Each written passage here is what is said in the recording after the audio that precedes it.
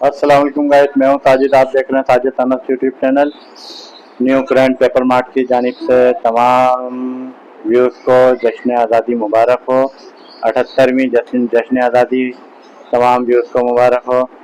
और दुआ ये करते हैं कि आप सब और हम सब खैरियत से रहें इस मुल्क में, और अपने वतन को खूब खूब परवान दें और इसकी हिफाजत करें।